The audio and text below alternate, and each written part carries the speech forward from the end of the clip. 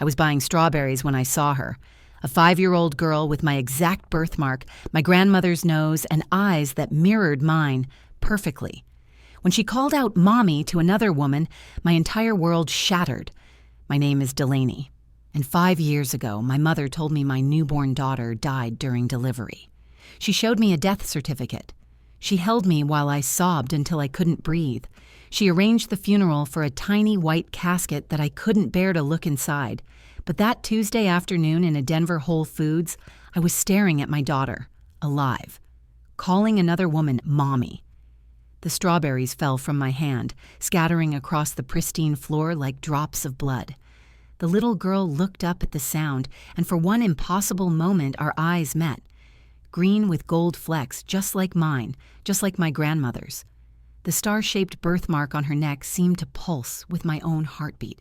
"Hazel, come here, sweetie," the woman called, and my daughter, because I knew with every cell in my body that she was my daughter, skipped away in her expensive pink dress and leather shoes that cost more than I made in a week as a nurse. Let me tell you about my mother, Francine. She's the kind of woman who arranges flowers while discussing your failures, who smiles at church while whispering criticisms, who held my hand in that delivery room 5 years ago and told me everything would be okay. She's 53, sells luxury real estate, and has controlled every aspect of my life since my father Raymond died when I was 15. She picked my college, influenced my career, and was the only person with me when I gave birth at 23, alone and terrified, after my ex-boyfriend Garrett disappeared the moment I mentioned the word pregnant. "The baby didn't make it, sweetheart," she had said, her perfectly manicured hand stroking my sweat-soaked hair. "There were complications. By the time they got her out, it was too late." Her tears looked so real. Her grief seemed so genuine.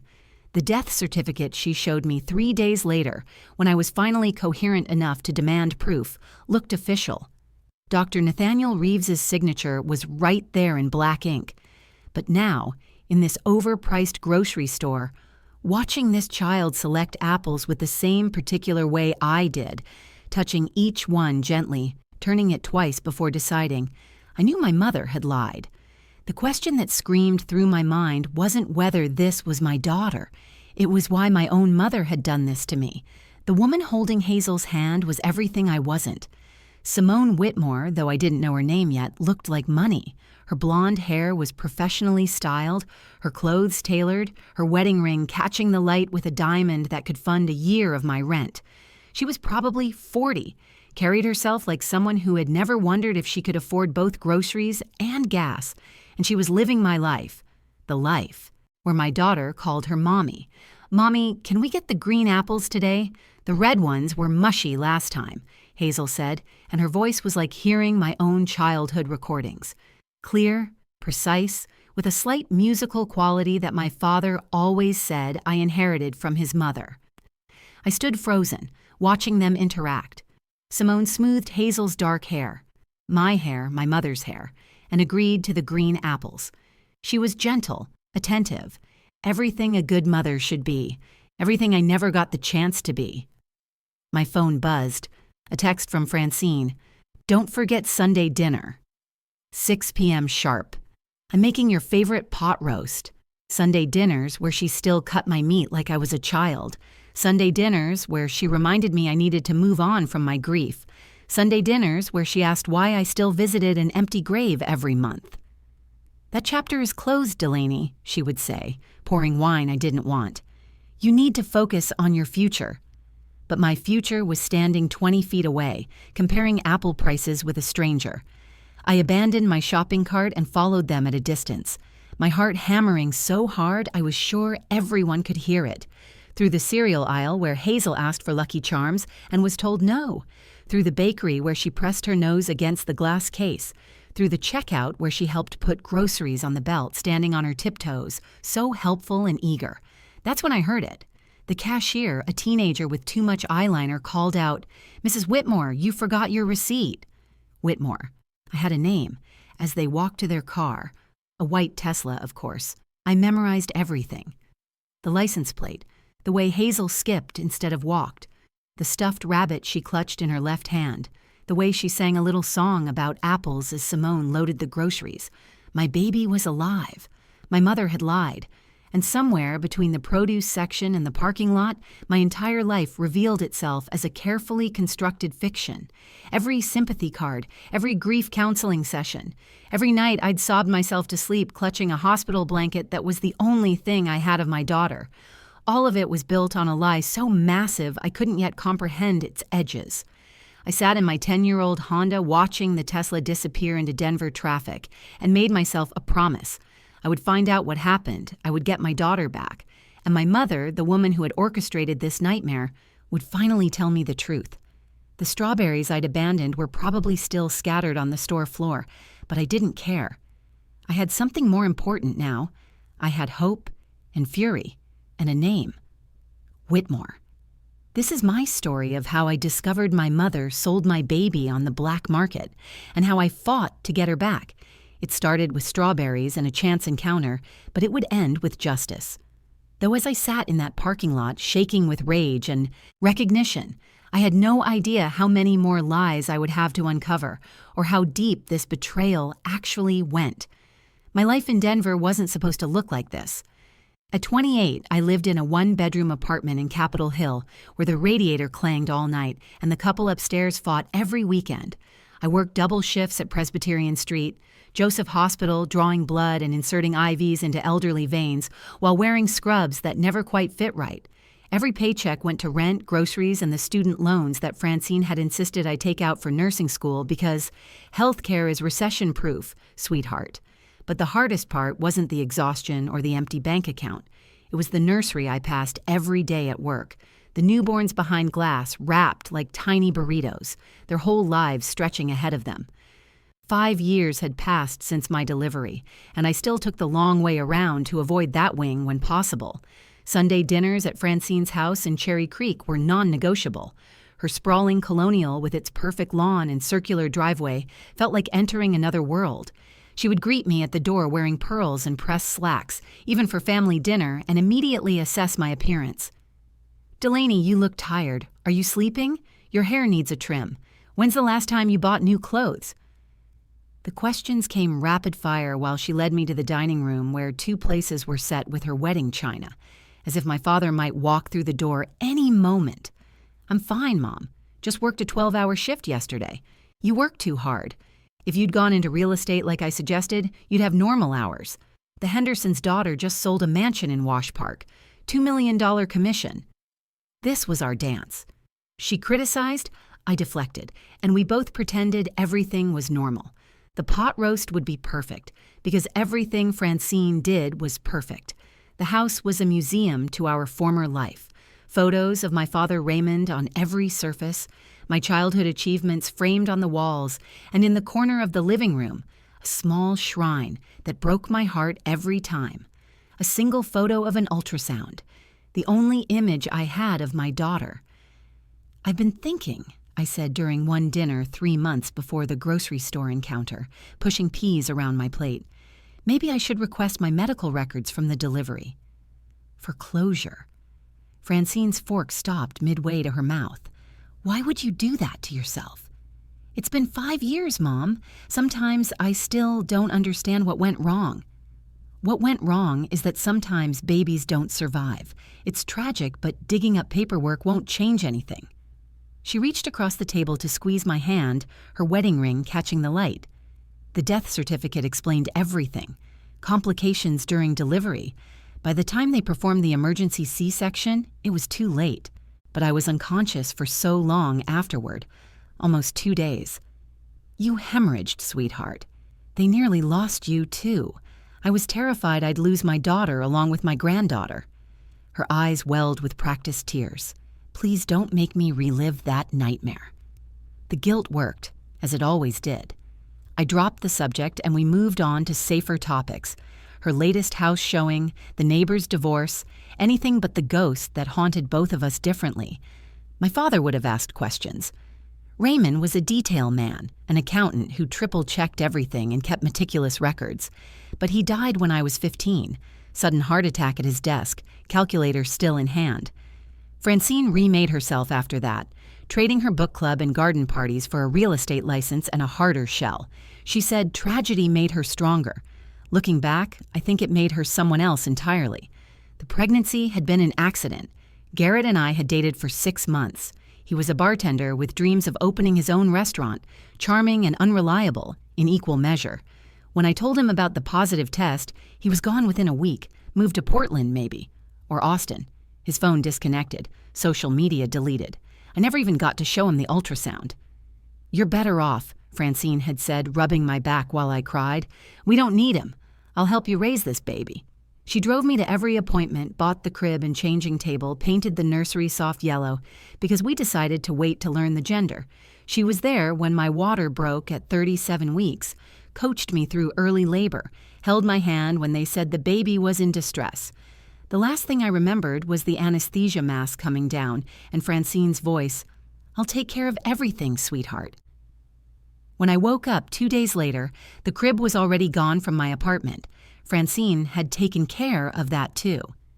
"No sense torturing yourself with reminders," she explained. The nursery was repainted white within a week. The baby clothes donated. Every trace erased except for that one ultrasound photo she kept, because grandmothers grieve too. Dr. Nathaniel Reeves's signature on the death certificate looked so official. The funeral home director spoke in hushed tones about infant loss. The tiny casket was closed. Francine said it would be too traumatic to see her. We buried her under a cherry tree at Mountain View Cemetery, a small headstone that read, "Baby Girl Morrison, forever in our hearts." I visited that grave every month for 5 years, left flowers and whispered apologies for not being strong enough to save her, told her about my day, about the babies I saw at work, about how I would have named her Lily after my grandmother. Work became my escape. The hospital demanded focus, leaving no room for grief during 12-hour shifts. My supervisor, Janet, often said I was the gentlest with patients, especially new mothers. "You have a gift," she told me during my last review. "The mothers trust you." They trusted me because I understood loss, or thought I did. My coworker Colette sometimes invited me for drinks after our shift. She'd worked in the maternity ward 5 years ago before transferring to general medicine. Once, after a few beers, she mentioned something odd. "You know, I remember when you delivered. Your mom was so intense, insisted on handling everything herself, barely let the nurses near you during recovery." "She's protective," I defended automatically. "Protective is one word for it," Colette muttered into her beer, but wouldn't elaborate. My apartment felt especially empty at night. No crying baby to comfort, no toys scattered on the floor, no high chair in the kitchen. Just me and the ghost of what should have been. Sometimes I'd walk past the playground at the park and imagine pushing my daughter on the swings. She'd be 5 now, starting kindergarten, learning to read. Francine called every morning at 7 sharp. "Just checking in, sweetheart. Remember you're picking up my dry cleaning today. Don't forget we have dinner with the Westbrooks next week. You need to move on, Delaney. This grief isn't healthy." But grief was all I had left of my daughter, or so I thought. The Saturday before I saw Hazel at the grocery store, I'd stood at that little grave under the cherry tree, arranging fresh daisies in the stone vase. "I'm sorry, baby girl," I whispered to the earth. "I'm sorry I couldn't save you." 3 days later, I would learn there was nothing to save, because while I was apologizing to an empty grave, my daughter was alive, living 20 minutes away, calling another woman mommy. The elaborate fiction of my life was about to unravel, starting with strawberries and a chance encounter that wasn't chance at all. It was fate, demanding truth from a world built entirely on lies. That Tuesday afternoon started like any other.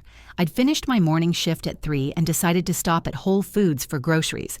The store was quiet, mostly stay-at-home mothers and retirees, avoiding the evening rush. I was standing in the produce section selecting strawberries for my lonely dinner when I heard the laugh. Children's laughter was everywhere in Denver, but this sound hit me like electricity. Clear, musical, exactly the way I'd imagined my daughter would sound. I turned slowly, and there she was. The little girl was reaching for apples, standing on her tiptoes in a pink dress that probably cost more than my weekly groceries. Her dark hair fell in waves past her shoulders, and when she turned her head, I saw it. The star-shaped birthmark on her neck, identical to mine, identical to my grandmother Lily's. My legs nearly gave out. Careful, Hazel, the woman beside her said. Let me help you. Hazel. Her name was Hazel. I watched them interact, frozen between the strawberries and the organic bananas. The woman was everything I wasn't: polished, wealthy, confident. Her blonde hair was professionally highlighted, her clothes immaculate, her wedding ring substantial. She lifted Hazel easily, letting her select the perfect apples, and I saw my daughter's face clearly for the first time. My grandmother's nose, my eyes with those distinctive gold flecks, the way her forehead crinkled when she concentrated, exactly like mine did. This wasn't resemblance. This was recognition at a cellular level. Mommy, can we get the green apples today? The red ones were mushy last time, Hazel said, and her voice confirmed what my heart already knew. My phone buzzed with a text from Francine. Don't forget Sunday dinner. 6 p.m. sharp. I'm making your favorite pot roast. The normalcy of it made me dizzy. My mother was planning dinner while I stood 20 feet from the granddaughter she'd told me was dead. I approached them carefully, my heart pounding so hard I could barely hear my own voice. Excuse me, your daughter is beautiful. How old is she? The woman turned, immediately suspicious. Her eyes scanned me quickly. My discount scrubs, my tired face, my shaking hands. 5, why do you ask? She just reminds me of someone. The words came out strangled. The woman's arm went protectively around Hazel. We need to go. Say goodbye, Hazel. Bye, lady, Hazel said cheerfully, waving as her mother practically dragged her toward the checkout. I abandoned my strawberries and followed at a distance, desperate for more information. At the checkout, the teenage cashier called out, Mrs. Whitmore, you forgot your receipt. Whitmore. I had a name. I sat in my car for an hour after they left, my hands shaking too badly to drive. Then I did what any person would do in 2025. I pulled out my phone and searched. Simone Whitmore, CEO of a tech startup called Innovative Solutions, married to David Whitmore, investment banker. One daughter, Hazel, adopted 5 years ago. 3 days after my delivery. The drive to Francine's house took 20 minutes but felt like seconds. I burst through her door without knocking, something I'd never done before. Delaney! You scared me half to death. What's wrong? I need to see my baby's death certificate again. Her face went pale.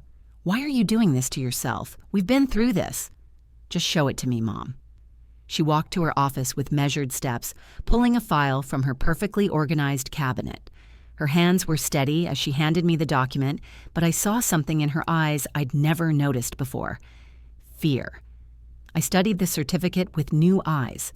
Dr. Nathaniel Reeves. I pulled out my phone and searched. No Dr. Nathaniel Reeves had ever worked at Presbyterian Street. Joseph Hospital. My stomach lurched. I need to go, I said, clutching the certificate. Delaney, what's this about? You're scaring me. I'm scaring you? I laughed, but it came out harsh. I'll see you Sunday, Mom.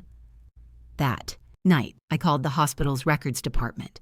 After an hour of transfers and holds, I reached someone helpful. I'm trying to verify an attending physician from 5 years ago, Dr. Nathaniel Reeves. Let me check. No, we have no record of a doctor, Nathaniel Reeves, ever being employed here. What about my delivery records? Delaney Morrison delivered on March 15th, 2020. I show you were admitted, but the electronic records from that week show system maintenance. Very unusual. Only your admission and discharge are recorded. No details about the delivery itself. I hung up and immediately called Colette. I need to ask you something about when I delivered 5 years ago. Delaney, it's 10 at night. Please. You were working that shift. What do you remember? She sighed. Your mother was adamant about handling everything. She said you had complications, wouldn't let anyone but the night nurse near you. I thought it was strange, but she was so insistent. Who was the night nurse? Bridget something. She quit right after, actually. Moved to Florida, I heard. Got a big windfall from a relative or something. The pieces were clicking together like a horrible puzzle. I spent the rest of the night researching. Simone Whitmore's social media was mostly private, but her company website had photos from a recent charity gala. There was Hazel in a velvet dress, smiling beside Simone and David. The caption read, "The Whitmore family supports childhood literacy." My family. That was my daughter they were raising. I found one more thing that made my blood run cold. A puff piece in a local magazine from 4 years ago, Simone Whitmore on adoption and second chances.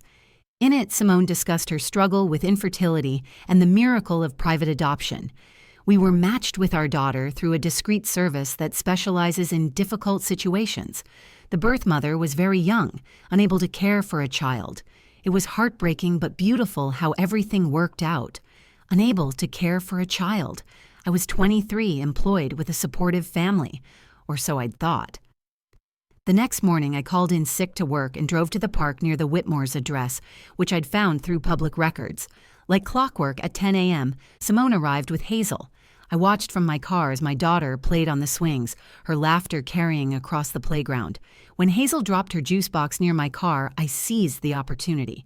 I picked it up, carefully preserving the straw she'd been drinking from, and approached them. "She dropped this," I said, offering it to Simone. "Thank you," Simone said curtly, already recognizing me from the grocery store. "Hazel, we're leaving." "But Mommy, I just got here." "Now, Hazel." As they walked away, I heard Hazel ask, "Why is that lady always looking at me?" "She's just confused, sweetie. Some people are very sad and get confused." I wasn't confused. For the first time, in 5 years, everything was becoming crystal clear. My mother had sold my baby, sold her to rich strangers, and let me grieve over an empty coffin. Let me apologize to a grave that held nothing but lies. I drove straight to a private DNA testing facility, paid extra for expedited results, and submitted the juice box along with my own sample. The technician said results would take 3 days. 3 days to confirm what I already knew in my bones. My daughter was alive, and my mother was a monster. 3 days felt like 3 years. I called in sick to work again, knowing Janet would be frustrated but unable to face the hospital nursery while waiting for DNA results. Instead, I turned my apartment into a war room. Every surface was covered with printed articles, hospital records, and screenshots from Simone Whitmore's limited social media presence. The DNA lab called it exactly 2 p.m. on Friday. "Miss Morrison, your results are ready for pickup." I drove there in my pajamas, not caring how I looked. The envelope felt impossibly light for something that would confirm my entire world was built on lies. I tore it open in the parking lot. Probability of maternity, 99.97%. I sat there laughing and crying simultaneously, holding proof that my mother had orchestrated the cruelest possible betrayal. A woman walking by asked if I was okay. "My daughter is alive," I told her. She smiled uncertainly and hurried away. That evening, I hired Jerome Washington, a private investigator recommended by a nurse whose husband had disappeared with their savings. Jerome was expensive, $5,000 I'd have to put on credit cards, but his reviews were impeccable. "I need you to investigate a fake death and illegal adoption from 5 years ago," I told him, in his sparse downtown office. He listened without interrupting as I laid out everything. The death certificate with a fake doctor, the hospital's conveniently missing records, Bridget, the night nurse who suddenly moved to Florida, my mother's controlling nature and insistence I move on. "First thing," Jerome said, making notes on his tablet, "we follow the money. These private adoptions, especially illegal ones, involve significant cash. Your mother would have needed to deposit it somewhere." "She did have that kitchen renovation right after," I remembered suddenly. Said she'd been saving for years, but it was a complete gut job, $60,000 at least. "When exactly?" "Maybe 4 months after the delivery. She also paid off her Mercedes around then. Said business was booming." Jerome nodded. "I'll pull her financial records. Meanwhile, you need to act normal around her. Can you do that?" "I have Sunday dinner with her in 2 days." "Perfect. See if you can get her talking about that time period. People reveal more than they think when they're comfortable." The next morning, Jerome called with his first findings. "Your mother received 3 large deposits totaling $500,000 in the months following your delivery. They were structured to avoid federal reporting requirements, routed through multiple accounts. The final source was an offshore company called Fresh Beginnings, LLC. Fresh Beginnings? That sounds like an adoption agency.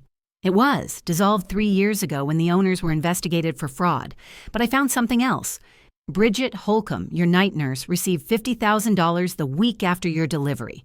She's not in Florida, she's in Wyoming, working at another hospital under her maiden name. She was paid off. Definitely. But here's the interesting part. I found the ambulance records from your delivery. You were brought in fully dilated, already pushing. No time for complications that would require 2 days of unconsciousness. Whatever drugs they gave you, it wasn't for medical necessity. Sunday dinner arrived too quickly.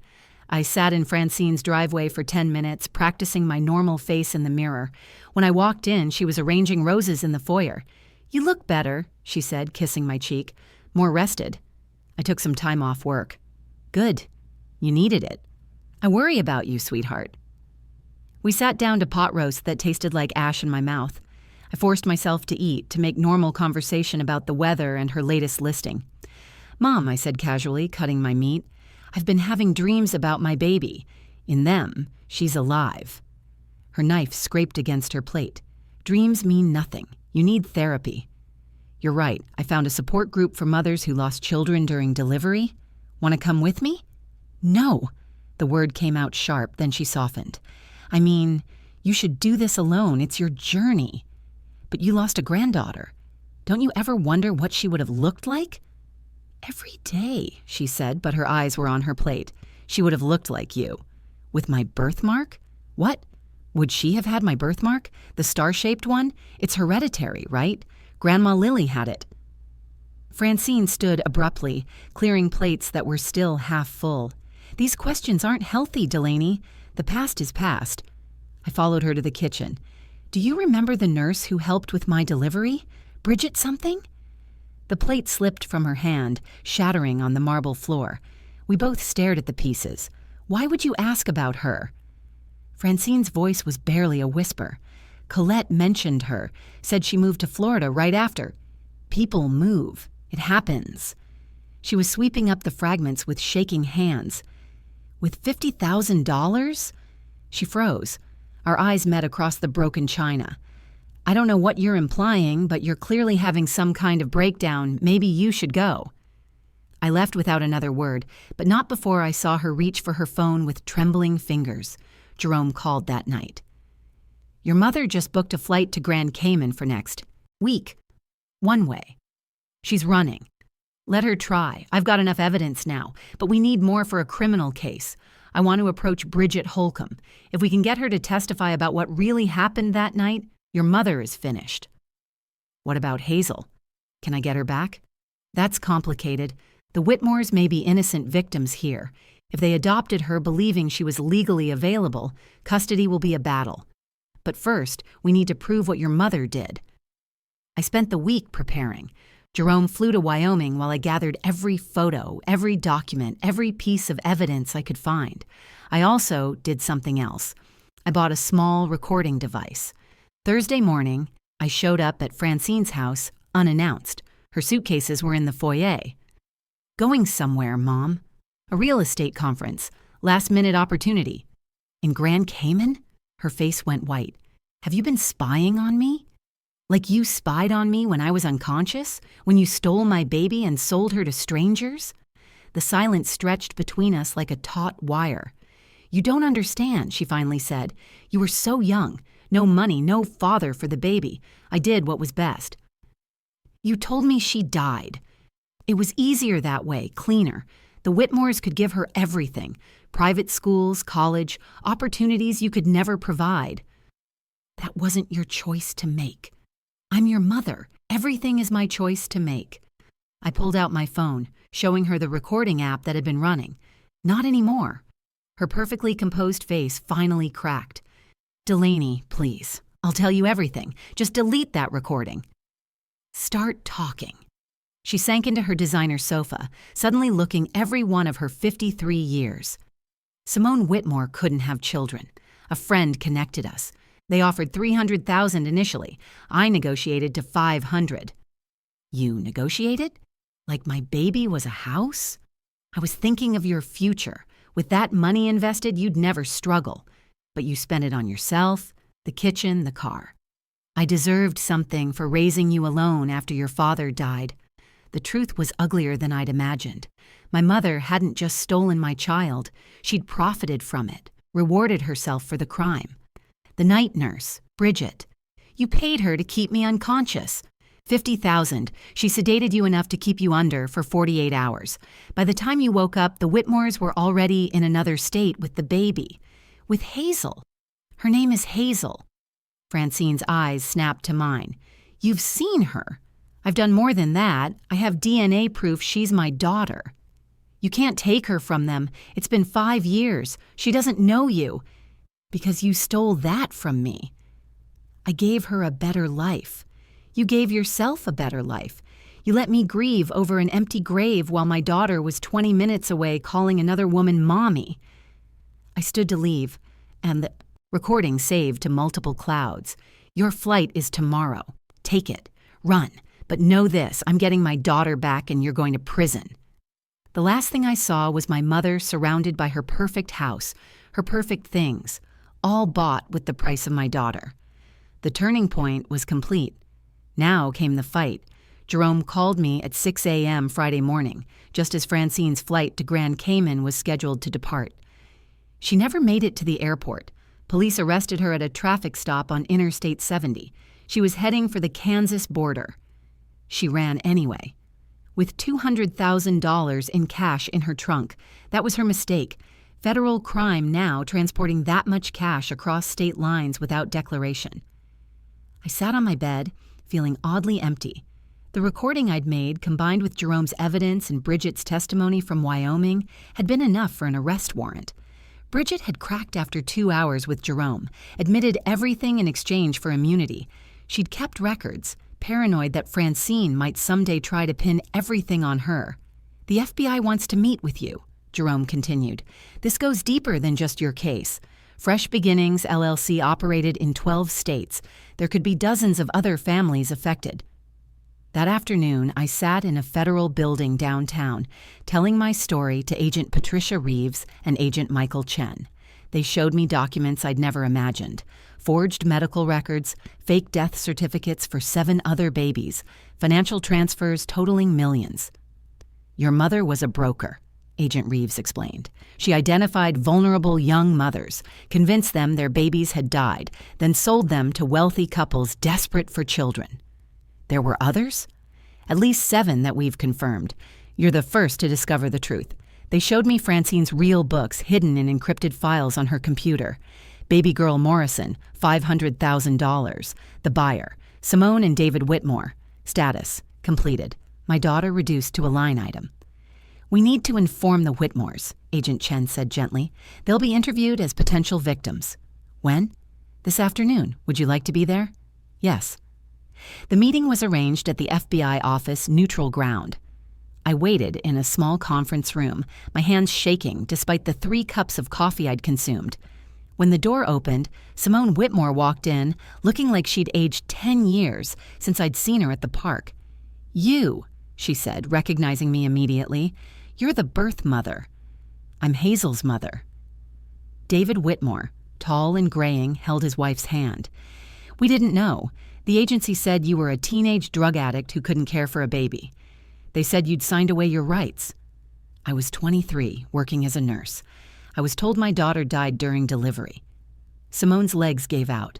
David caught her, helped her to a chair. We have the papers. Everything looked legal.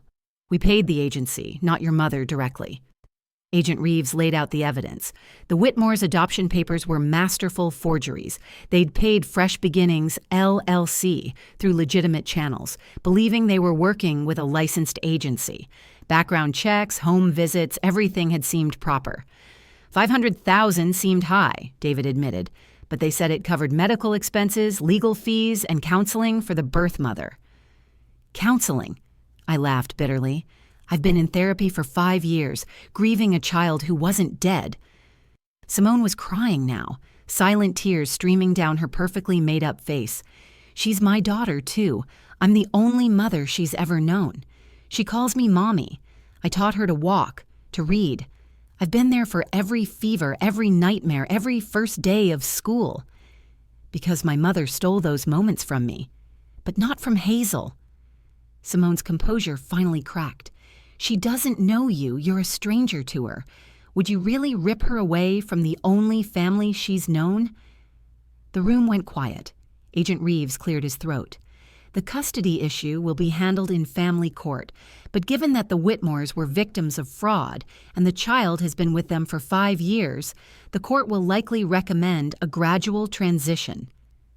Gradual transition? I repeated. Supervised visits at first, family therapy. The goal would be eventual shared custody, if possible. Shared custody? Simone and I said simultaneously. David leaned forward. We could fight this. We have resources, the best lawyers. So you'd keep my stolen daughter? To protect her from trauma, yes, Agent Chen intervened. Mr. Whitmore, your cooperation in the criminal case would be noted by the family court. Adversarial proceedings would hurt everyone, especially Hazel. I studied the Whitmores.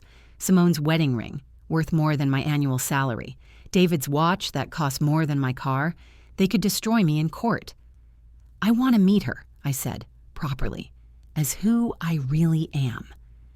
Absolutely not, David started, but Simone touched his arm. She deserves that, Simone whispered, and Hazel deserves the truth. We've always told her she was adopted, that her birth mother loved her but couldn't keep her.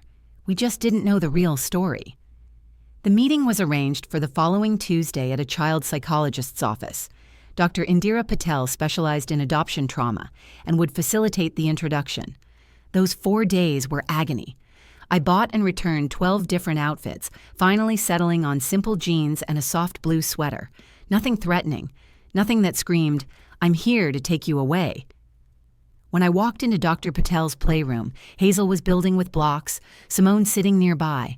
My daughter looked up with those gold-flecked green eyes and smiled. "Are you my other mommy?" she asked directly. "Mommy Simone said my first mommy is coming today." I knelt, down to her level. "Yes, sweetie, I'm your first mommy." "Why didn't you keep me?" The question I dreaded, delivered with 5-year-old directness. I looked at Simone, who nodded slightly. "I thought you went to heaven when you were born. Some bad people told me lies, but I never stopped loving you. I thought about you every single day." Hazel considered this. "That's sad, but I didn't go to heaven. I went to Mommy Simone and Daddy David's house. They have a pool." "That sounds nice. Do you have a pool?" "No, but I have something else." I pulled out my phone, showing her a photo. "This is your Grandma Lily. You have her nose. And look," I showed her the birthmark on my neck. "We match." Hazel touched her own birthmark, then mine, her little fingers gentle. "We're the same." "We are." She went back to her blocks, then paused.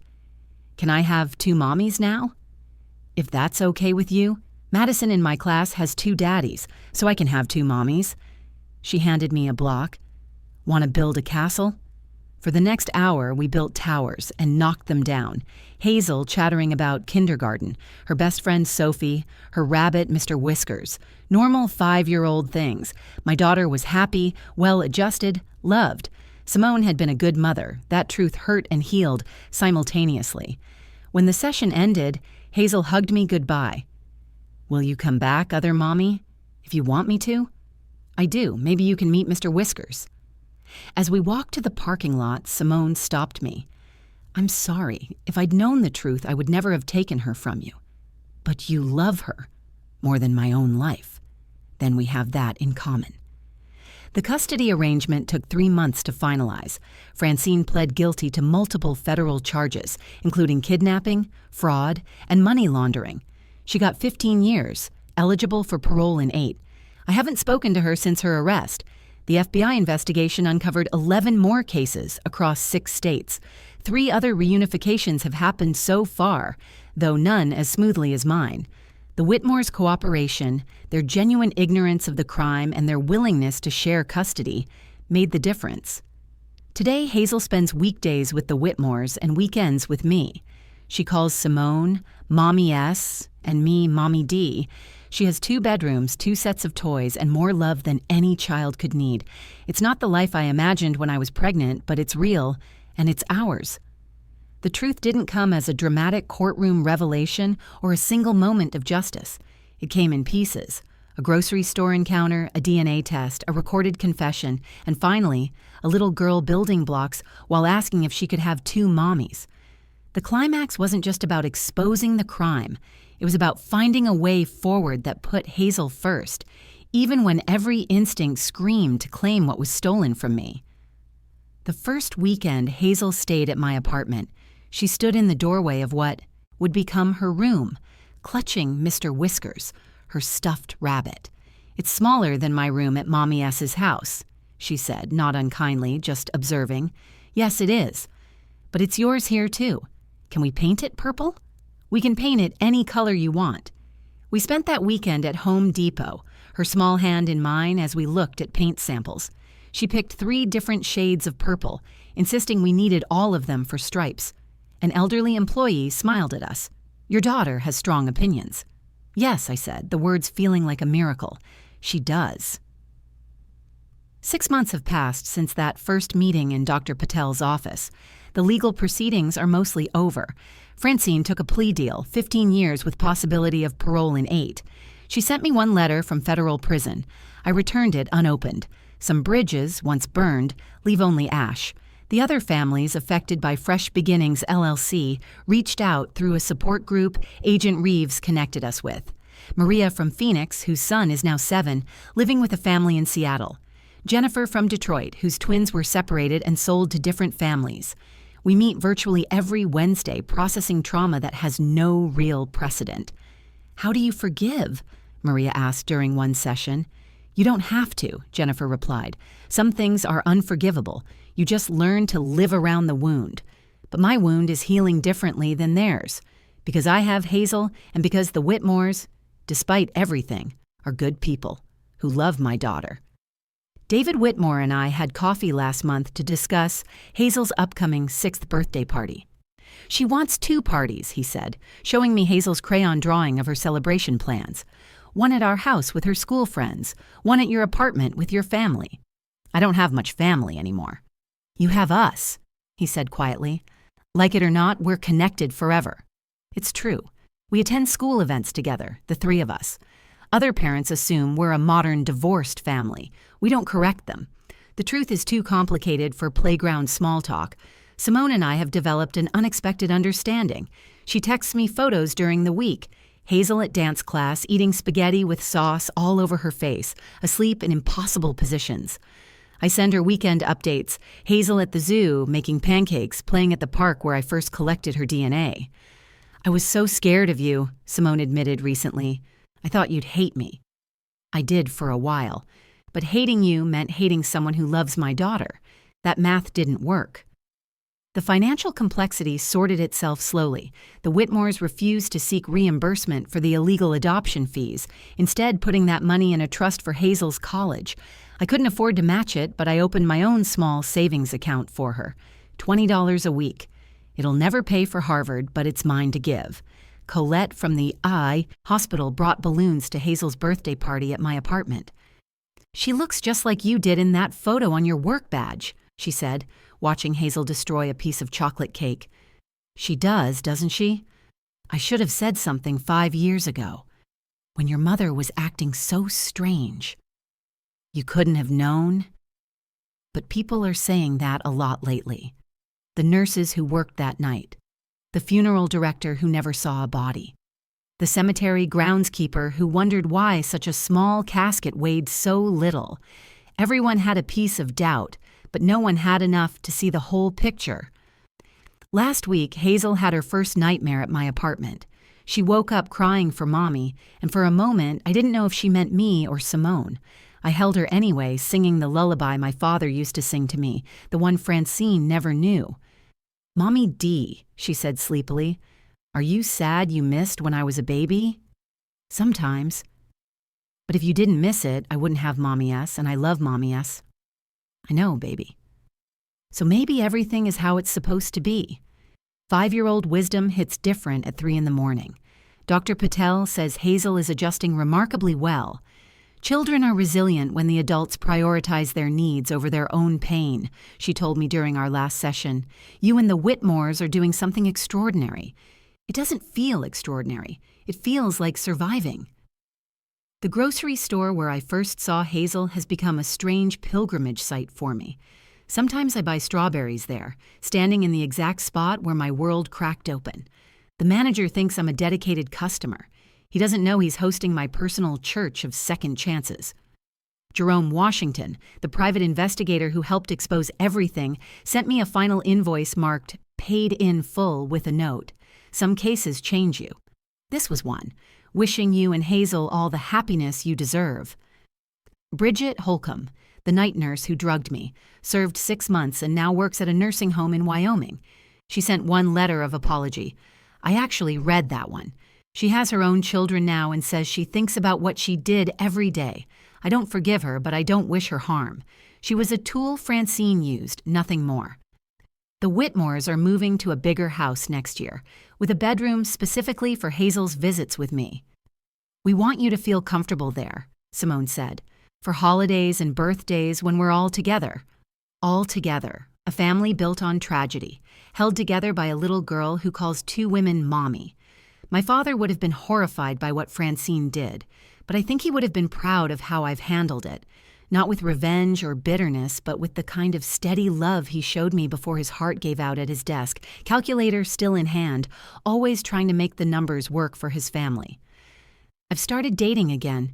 His name is Nathan, a pediatric resident at the hospital. He knows the whole story and hasn't run away. Everyone has baggage, he said over coffee.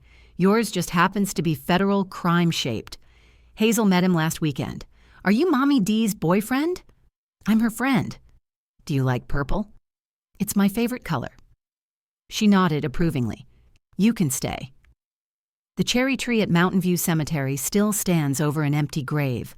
I haven't had the marker removed. Sometimes I visit and leave flowers for the life I thought I'd lost, the 5 years of firsts that were stolen, the simple motherhood I'll never have. Grief for what should have been deserves a place to rest, too. But then Hazel calls asking if we can make cookies this weekend, if I'll braid her hair like Elsa, if I remembered to record her favorite show. And I remember that love isn't about possession or time lost or even justice served. It's about showing up for what is, not what should have been. My mother sold my baby on the black market. She let me grieve a lie for 5 years. She destroyed my understanding of family, trust, and love. But in the ruins, something unexpected grew. A different kind of family. Complicated, messy, sometimes awkward, but real. Hazel asked me yesterday if I loved her more than anything. More than all the stars, she asked. More than all the stars. More than chocolate ice cream. Even more than that. More than Mommy S loves me. Just as much, baby. Love isn't pie. There's always enough. She thought about this. Good, because I love you both the same. Is that okay? It's perfect, and it is. Not the perfect I imagined when I first felt her kick inside me. Not the perfect Francine tried to engineer with her lies and money, but perfect in its truth, in its complexity, in its refusal to be simple. Some connections can't be severed. Not by lies, not by papers, not by time, not even by the women who call themselves our mothers while selling our children to the highest bidder. The truth has a way of surfacing, like recognizing your own eyes in a stranger's face at a grocery store, between the strawberries and the organic bananas, in a moment that changes everything. My name is Delaney. My daughter's name is Hazel. She was stolen from me, but never lost. And this is our story. Not of how it should have been, but of how we found our way back to each other. One purple paint stripe, one shared birthday, one Mommy D at a time. If you've made it this far in our story, you know that truth can be stranger and more powerful than any fiction. If this story touched you, please share it with others who might need to hear it. Leave a comment below about your own experiences with family, forgiveness, or finding hope in impossible situations. And don't forget to subscribe to this channel for more real-life stories that remind us that even in our darkest moments, redemption is possible. Sometimes it just comes in forms we never expected, calling 2 women Mommy and painting bedroom walls 3 shades of purple.